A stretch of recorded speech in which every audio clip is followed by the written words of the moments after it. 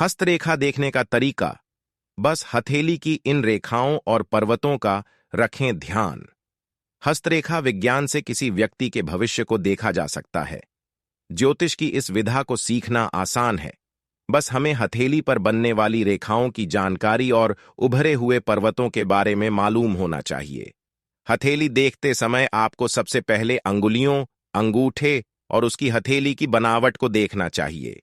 इन दोनों हाथों की रेखाओं और उनकी बनावट के बीच का अंतर समझने की जरूरत है। अगर लड़की है तो उसका बायां हाथ देखें और लड़का है तो उसकी दाईं हथेली देखें। हस्तरेखा देखने की शुरुआत करने से पहले अंगूठा देखें, इसके बाद हथेली की कोमलता या कठोरता को देखें। हाथों का अध्ययन। आप जितनी गहराई और ध्यान से करेंगे, आपका भविष्य फल उतना ही सटीक और सही होगा।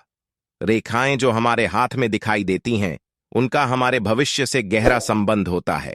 अगर इन रेखाओं का अध्ययन ध्यान से किया जाए तो हमें हमारे भविष्य में होने वाली घटनाओं की भी जानकारी प्राप्त हो सकती है।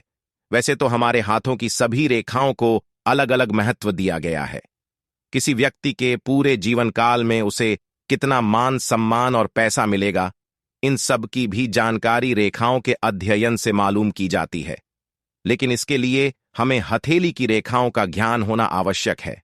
हथेली पर बनने वाली प्रमुख रेखाएं हृदय रेखा हथेली के ऊपरी हिस्से और उंगलियों के नीचे होती है।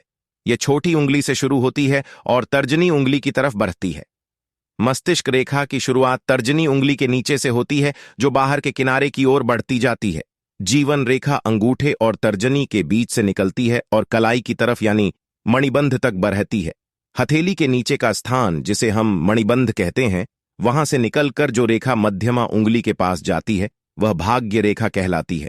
विद्या रेखा की शुरुआत अनामिका और मध्यमा उंगली के बीच से होती है। यह रेखा अनामिका उंगली की तरफ झुकी होती है। विवाह रेखा छोटी उंगली के नीचे वाले हिस्से में होती है।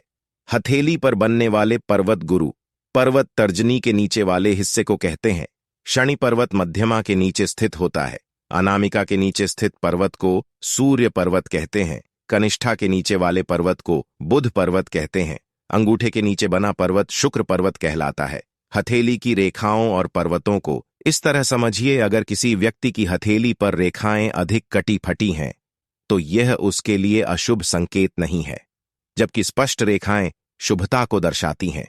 वहीं हथेली में पर्वतों का उभार जितना होगा, उतना ही उस व्यक्ति के लिए अच्छा होगा। अब अगर वीडियो पसंद आई है तो उसे लाइक करें और चैनल को सब्सक्राइब करें।